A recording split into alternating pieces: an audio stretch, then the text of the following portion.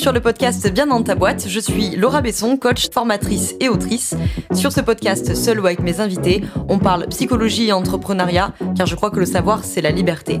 Celle de devenir libre, autonome, responsable et acteur-actrice de ta vie et de ton business.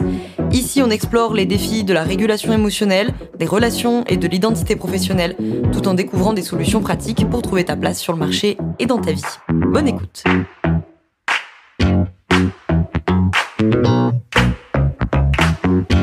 Bonjour à toi, bienvenue dans ce nouvel épisode du podcast Bien dans ta boîte. Aujourd'hui, je te retrouve avec la rediffusion d'un ancien épisode GDA, Galère d'accompagnant, donc les hors-séries qui concernent les professionnels de l'accompagnement, coach, thérapeute, etc. Aujourd'hui, on va parler de comment structurer ta séance d'accompagnement quand tu es professionnel de l'accompagnement. C'est un épisode, c'est une rediff, donc peut-être que tu l'avais déjà écouté, mais ça vaut le coup de se le réécouter parce que on n'apprend pas par la découverte, mais par l'apprentissage, et peut-être que tu étais passé à côté il y a quelques temps, et donc du coup, ça sera l'occasion de le découvrir.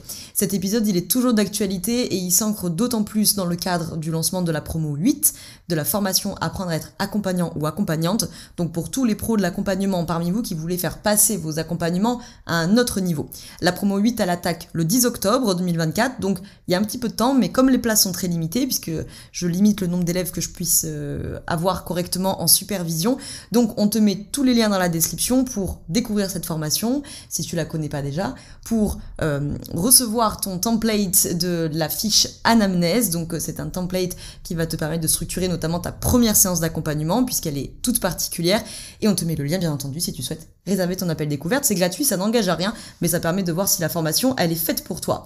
Sur ce, je te laisse avec l'épisode. Aujourd'hui, je te retrouve avec un épisode hors série GDA pour Galère d'accompagnant, donc tout plein d'épisodes qui s'adressent aux professionnels de l'accompagnement actuel ou futur, que vous soyez coach, consultant, consultante, formateur, formatrice, thérapeute, en tout genre. Il y a déjà 14 épisodes qui sont sortis, les 10 premiers sont dans la barre de description et les 4 précédents sont très faciles à retrouver puisqu'ils sont sortis cette semaine. Donc aujourd'hui, on se retrouve avec GDA 15 qui est le dernier épisode de la semaine et le dernier épisode de la 3e fournée de GDA. On se retrouvera dans quelques mois pour une 4e fournée. Aujourd'hui, on va parler de la structuration de la séance et de comment structurer sa séance quand on est professionnel de l'accompagnement. Alors je vais parler de structuration au sens large afin que chacun parmi vous puisse y retrouver, peu importe que vous soyez consultant, coach, sophrologue, naturopathe, ce que vous voulez. Il va sans dire que tous les conseils et les infos que je vais vous donner aujourd'hui sont évidemment à adapter selon votre activité et selon, voilà, évidemment que les naturopathes parmi vous vont pas exactement structurer leur séance de la même manière que les coachs de vie, qu'ils le feront pas exactement de la même manière que les sophrologues. Bon, on est d'accord. Mais globalement, l'idée c'est voilà d'avoir la structure commune à tous les professionnels de l'accompagnement pour vos séances. Avant ça, je me permets de rappeler une dernière fois, je t'en parlerai un petit peu plus à la fin de l'épisode si ça t'intéresse, de la formation Apprendre à être accompagnant ou accompagnante, qui est une formation de plusieurs mois à destination donc des professionnels de l'accompagnement qui veulent se sentir plus confiants, plus sereins et plus légitimes pendant leur séance. Donc c'est un programme très complet, je t'invite à aller directement dans la description pour trouver le lien et aller voir en détail le programme, etc. si tu veux en savoir plus, et pour réserver ton appel gratuit si tu as besoin qu'on discute, voir si la formation elle est faite pour toi et que tu puisses éventuellement, si tu le souhaites, t'inscrire et réserver ta place pour cette session, la 5e promo déjà. 5e promo qui attaque le 27 février 2023. Si tu écoutes cet épisode plus tard, pas de panique, tu peux quand même aller voir la page de vente, rejoindre la liste d'attente, ou peut-être que tu arriveras pour la promo 6 ou 7, que sais-je. Donc voilà, je t'explique plus en détail à la fin de cet épisode la formation, mais je monopolise, j'arrive pas à le dire ce mot décidément, à chaque début de podcast je galère, je ne monopolise, bravo Laura, pas le temps d'épisode avec ça. Comme ça t'intéresse, tu peux l'écouter juste après l'épisode, et si ça t'intéresse pas, et ben au moins on attaque tout de suite avec le sujet du jour, comment structurer ta séance. Alors, le premier truc que j'ai à dire, c'est qu'il n'existe pas une seule méthode unique et exhaustive pour structurer une séance quand on est un professionnel de l'accompagnement, évidemment. La première façon de le voir, c'est la méthode, on va dire, assez classique du coaching qui, à mon avis, va beaucoup intéresser parmi vous les coachs, peu importe de quoi, les consultants, consultantes et certains thérapeutes. La deuxième proposition que je vais vous faire sera plus plus exhaustive pour le coup et plus représentative pour tout le monde. La première méthode, c'est la méthode classique du coaching, c'est-à-dire première étape, on ouvre la séance en débriefant l'interséance qui vient de s'écouler. Deuxième étape, on fixe l'agenda de la séance qui est en cours. Troisième étape, on fait la séance à proprement parler. Quatrième étape, on fixe l'agenda de l'interséance. Cinquième étape, on clôture. Donc en gros, la première étape, c'est de débriefer l'interséance. Ça veut dire qu'on vient déjà débriefer ce qu'il s'est passé pendant 1 semaine, 2 semaines, 3 semaines, 4 semaines, selon le délai qu'il y a eu. Comment ça s'est passé, comment le bénéficiaire se sent, comment il avance, et éventuellement le débrief des exercices ou du travail qui a été donné à faire pendant l'interséance, que ce soit des questionnaires à remplir, des exercices à faire, ou peut-être des tests effectifs, où peut-être on a demandé au bénéficiaire de tester une méthode, peut-être qu'on lui a demandé de tester une mobilisation de croyances, peut-être qu'on lui a fait mettre en place un protocole, par exemple, pour les naturopathes, diététiciens, micronutritionnistes qui m'écoutent, enfin bon, voilà. On vient faire le débrief, déjà, pour voir un peu les avancées, et éventuellement pour donner de la matière à cette nouvelle séance, ou en tout cas pour faire le point pour cette nouvelle séance. Deuxième étape, on fixe l'agenda de la séance, c'est-à-dire qu'est-ce qui nous attend dans cette séance. Alors pour certains d'entre vous, vous avez des programmes préétablis, c'est-à-dire que vous savez d'avance qu'en séance 3 ils feront ça, en séance 4 ils feront ça, etc. Il y en a des accompagnements où la suite est logique, c'est-à-dire que je sais pas, moi, si vous accompagnez je sais pas ce que je pourrais vous prendre, moi, de la réorientation professionnelle, et ben si en première séance vous avez fait le travail sur l'ikigai, on va dire, admettons qu'en séance 2, ça va être assez logique qu'on arrive sur la question des valeurs et de la mission de l'entreprise, ou quelque chose comme ça, vous voyez. Donc des fois, la séance suivante vient dans une suite logique, et puis des fois, il n'y a pas particulièrement de suite logique, soit parce que chaque séance est à inventer, entre guillemets. Je pense notamment à celles parmi vous qui peuvent être naturopathes ou ce genre de métier, c'est-à-dire où vous n'avez pas nécessairement un planning par séance, mais tout dépend de ce qui a été vécu dans l'interséance. Est-ce que le protocole a marché? Est-ce que les habitudes ont été mises en place? Qu'est-ce qui n'a pas été mis en place? Bon, voilà. Je pense également à une majorité d'entre vous, les thérapeutes notamment et certains coachs, où vous n'avez pas forcément de planning défini et où on va, selon ce qui s'est passé en interséance, ce qui s'est passé en interséance va définir ce sur quoi on va travailler. Par exemple, si en interséance il y a eu une énième dispute de couple, peut-être que du coup la séance va particulièrement porter sur le conflit en question dans le couple. Vous voyez, Bon, la troisième étape, je la passe rapidement parce que c'est le travail de la séance à proprement parler. Et là, ça dépend de vos métiers, chacun de vos outils, etc. Mais ça, généralement, c'est pas la phase qui vous enquiquine le plus. Quatrièmement, on fixe l'agenda de l'interséance. Donc, ok, maintenant, on va se revoir dans 1 semaine, 2 semaines, 3 semaines, 4 semaines. Donc, on va mettre ça en place. Je vous propose de faire ça. Je t'invite à faire l'exercice 1, 2, 3, 4, 5, 1. Dernière étape, on clôture la séance. Ça, c'est la structuration vraiment classique de chez classique du coaching qui s'applique à beaucoup d'autres corps de métier comme les consultants, consultantes, etc., comme on l'a dit au début. Mais pour aller un petit peu plus loin, je voulais te proposer une autre lecture. C'est la division, on va dire, de la séance en 3 étapes, et je vais insister sur la première et sur la troisième. Une structuration en 3 étapes qui serait la phase sociale, la phase opérationnelle et la phase de conclusion. J'insiste sur la 1 et la 3 parce qu'au milieu, vous avez la phase opérationnelle qui correspond à la phase de travail de la séance, et ça, encore une fois, j'ai pas grand chose à vous en dire, ça on le travaillera beaucoup en formation parce que là pour le coup c'est la posture, c'est les outils, etc. mais c'est pas l'objet de l'épisode en question. La première phase c'est la phase sociale. Je vais insister un petit peu sur celle-ci parce que souvent elle passe mais complètement à la trappe. Cette phase sociale c'est une phase où on crée du lien, où on se présente, où on se découvre et on crée du lien avec le bénéficiaire. Donc évidemment tu m'as compris que c'est une phase qui va avoir tendance à diminuer au fur et à mesure des séances, forcément, puisque tu vas pas à 8e séance refaire 5 minutes de l'AU sur ton parcours, tes valeurs et ton approche de ton métier. On est d'accord.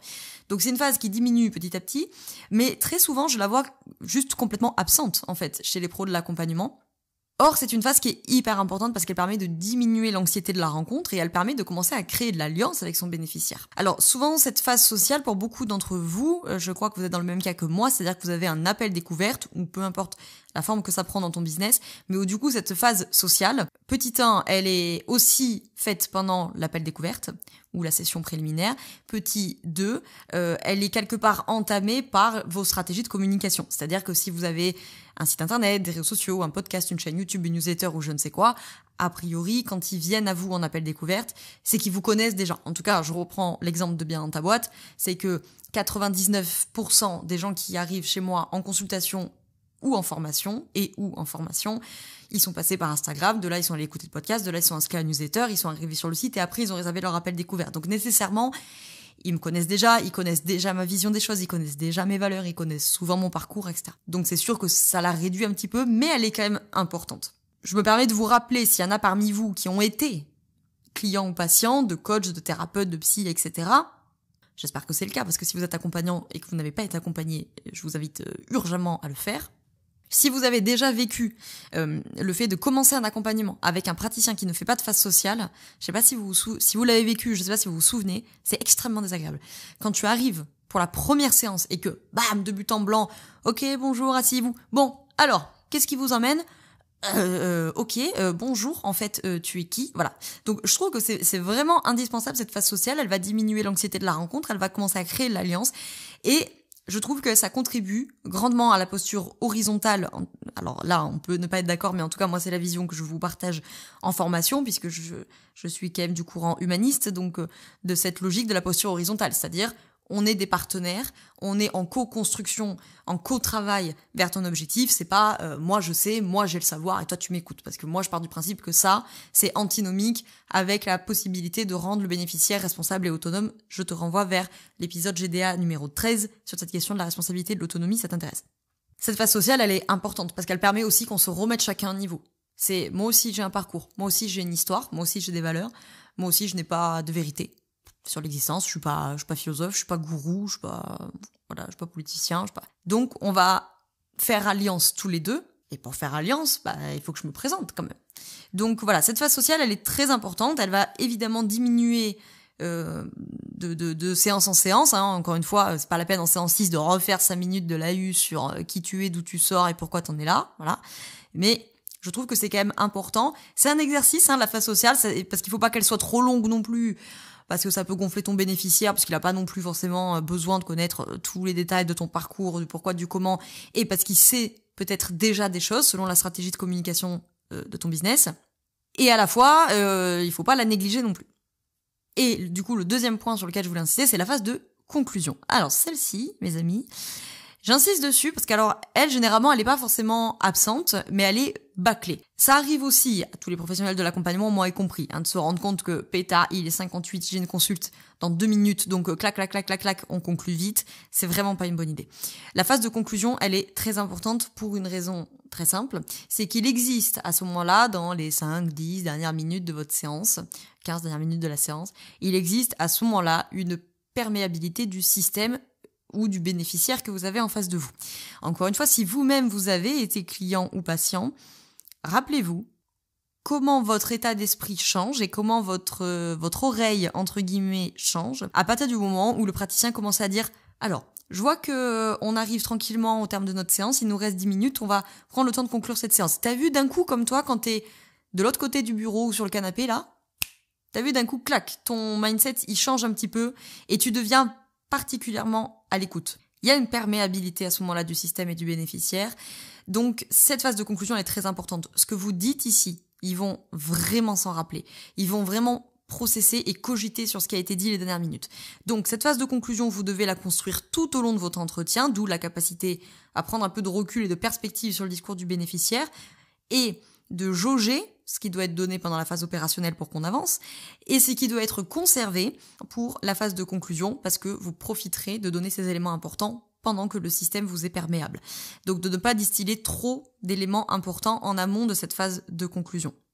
Je vous invite là aussi à vous rappeler, quand vous êtes vous côté bénéficiaire, quand vous êtes dans la phase opérationnelle, votre processus cognitif, il est à fond. Votre cerveau, il est en train de tourbillonner là, et ça turbine dans tous les sens, vous êtes en train de réfléchir, et les interventions du praticien vous permettent de cheminer, vous permettent d'avancer, vous permettent de vous réaiguiller, de vous recentrer, mais votre cerveau, vous voyez, il est moins perméable, il est en train de cogiter, il est en train de cheminer en fait.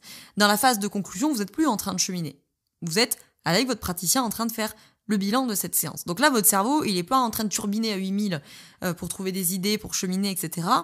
Il est revenu à Ok, faisons la conclusion. C'est pour ça que j'insiste aussi beaucoup dans la formation apprendre à être accompagnant ou accompagnante sur la posture, au fait de respecter les silences, d'accueillir les silences du bénéficiaire. Parce que dans cette phase opérationnelle, les moments de silence sont pas toujours signes qu'il a plus d'idées. C'est même rarement le cas. La plupart du temps, ces moments de silence viennent soit d'une émotion qui a besoin d'être régulée et qui demande un petit peu de repli, soit de la réflexion, en fait, où votre bénéficiaire il est en train de réfléchir, donc il se tait là une minute pour remettre un petit peu ses idées en place, faire un peu du tri dans sa pensée et se préparer à vous rendre son discours accessible, que son discours soit suffisamment décentré pour que vous puissiez y avoir accès. Donc, il faut pas les interrompre, ces silences-là, c'est important. Donc voilà, ce que je voulais vous dire pour cette phase de conclusion, ne la négligez pas, elle est très importante parce que c'est notamment là-dessus qu'ils vont cogiter en interséance. Et donc, ça vous permettra que l'interséance soit d'autant plus productive et que, en séance suivante, une fois votre phase sociale terminée et que vous allez faire le débrief de l'interséance, on aura une interséance riche. Alors quand je dis riche, ils auront peut-être pas fait 20 000 choses, mais ça, entre guillemets, je m'en fous de ce qu'ils font. Ils auront processé, ils auront décanté. Si on donne toutes les infos en phase opérationnelle, qu'il y en a 90% qui leur passent à la trappe, et que la conclusion, ça se résume à « Bon, et ben voilà, donc maintenant, il est 58, donc pour la prochaine fois, je t'invite à me remplir ton Ikigai et à me faire ton bilan des forces, et on se revoit dans 2 semaines. » Oui, alors effectivement, les forces et les valeurs, ou l'ikigai, je sais plus ce que j'ai dit comme exemple, sûrement ça sera fait. Ça sera fait. Mais voilà, tu vois, il n'y aura pas eu toute cette nourriture que tu aurais pu rendre fertile et digeste, si je pourrais dire ça comme ça, si tu avais suffisamment construit ta phase de conclusion et surtout pris le temps de faire cette phase de conclusion. Voilà ce que j'avais à te dire sur cette histoire de structuration de séance. Je prends 2-3 minutes pour te présenter davantage la formation Apprendre à être accompagnant ou accompagnante dont la promo 5 attaque le 27 février 2023. Si tu écoutes cet épisode plus tard, pas de panique, va sur le site, il y aura sûrement une prochaine session pas loin du moment où tu regardes. Donc, pour te dire, cette formation, elle dure plusieurs mois et comme je te l'ai dit au début, c'est un programme à destination des professionnels de l'accompagnement, coach, thérapeute, consultant, formateur, formatrice, bref, professionnels de la relation d'aide qui veulent être plus sereins, qui veulent être plus confiants, qui veulent se sentir plus légitimes, en résumé, qui veulent gagner en posture. Donc ça, c'est l'élément central de ce programme. Il y a des journées qui sont consacrées à de l'outillage, mais le gros du programme, c'est la posture. C'est-à-dire, je veux qu'en repartant de là, vous sachiez réagir, vous sachiez répondre, vous sachiez relancer, vous sachiez réorienter, vous sachiez créer de l'alliance, créer de la confiance, avoir une posture qui est stable, que quoi que vous emmène votre bénéficiaire, vous sachiez répondre, réagir, réorienter évidemment s'il y a besoin, en capacité de gérer vos émotions, les émotions que vous avez à réceptionner, voilà. C'est tous ces sujets-là, parmi tant d'autres, l'appel découverte, etc., les bases de la psycho, qu'on va balayer, partant du postulat que nous prouvent les études, que 80% de la réussite d'un travail d'accompagnement dépend de cette alliance praticien-bénéficiaire. Les outils, c'est 8%. Or, la majorité du temps, on a été formé à de l'outillage et pas à de la posture. Donc, c'est le plus important, travailler cette posture pour pouvoir créer de l'alliance. Ce programme vous accompagne là-dedans. Alors, c'est un programme qui se passe exclusivement via Zoom, donc partout que vous soyez dans le monde, vous pouvez y assister. Et bien sûr, je publie les replays. Il y a des journées où vous n'êtes pas là, c'est pas très grave, vous aurez évidemment les replays. Donc vous avez tout un espace de formation sur lequel vous avez les replays, vous avez les diapos, vous avez des quiz, vous avez les exercices à faire entre chaque journée de formation, vous avez des fiches outils, bref, il y a plein de choses là-dessus. Vous avez un groupe WhatsApp sur lequel on échange, on se tient au courant, je vous fais des vocaux pour vous partager ce que j'ai moi aussi en consultation en cas d'étude, vous pouvez évidemment poser vos questions. Il y a également là-dedans une autre formation qui est comprise dedans, qui vous est offerte, qui est une formation qui s'appelle Vivre de la thérapie ou du coaching, qui est à faire en autonomie. Il y a plein d'autres petites surprises, il y a un module diététique chinoise, il y a un module d'analyse transactionnelle, bref, il y a plein de choses. Nous sommes 3 intervenantes, moi-même donc, sur la partie coach et thérapie holistique. Vous avez Chloé Chaperon, qui est psychologue clinicienne et qui vient faire une intervention sur le trauma, comment on décèle le trauma dans l'entretien, comment on le réoriente si on ne sait pas le prendre en charge ou c'est pas notre métier de le faire, qui est d'orientation TCC, ACT, ICV. Si tout ça c'est du charabia pour toi, ne t'inquiète pas. La première journée de formation, on fait toutes les bases de la psycho et tout ça te paraîtra très très clair pour bien savoir réorienter. Et Delphine Gado, qui viendra 2 semaines après d'ailleurs, je crois, elle faire une intervention sur la notion du transfert dans l'entretien et qui est donc, si tu t'y connais un petit peu, d'orientation psychodynamique analytique. Et donc le but, c'est aussi que à nous 3, moi étant plutôt d'orientation humaniste et systémique, on vous couvre à nous trois, je veux dire, un large spectre des différentes orientations des métiers de l'accompagnement et de la psy, pour que vous puissiez après faire votre choix et éventuellement aller creuser des sujets X ou Y. Et évidemment, il y a aussi de la supervision collective qui est compris, une supervision individuelle pour chacun d'entre vous.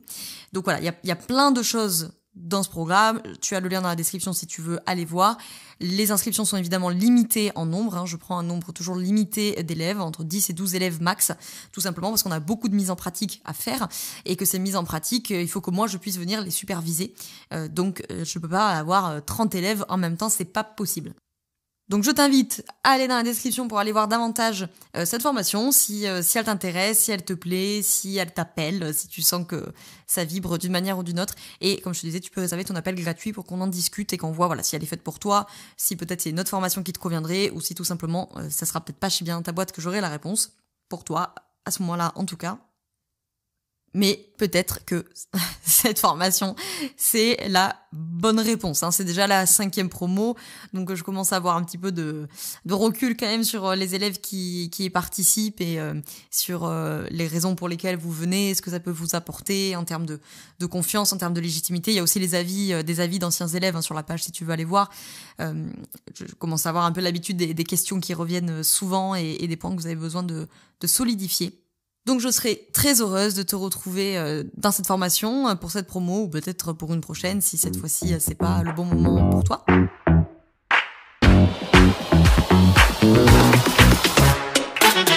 Je te remercie d'avoir écouté cet épisode jusqu'au bout. Tu peux retrouver l'ensemble des informations et des liens en description de cet épisode. Si tu as des idées, des suggestions ou si tu as tout simplement aimé cet épisode et que tu veux me le dire, direction Apple Podcast pour laisser un commentaire et 5 étoiles. C'est ce qui permet au podcast d'aider plus de personnes et ça permet aussi de me soutenir.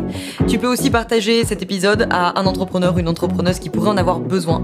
Je te souhaite une très belle journée ou une très belle soirée selon quand tu m'écoutes et surtout, je te souhaite d'être bien dans ta boîte. Ciao, ciao.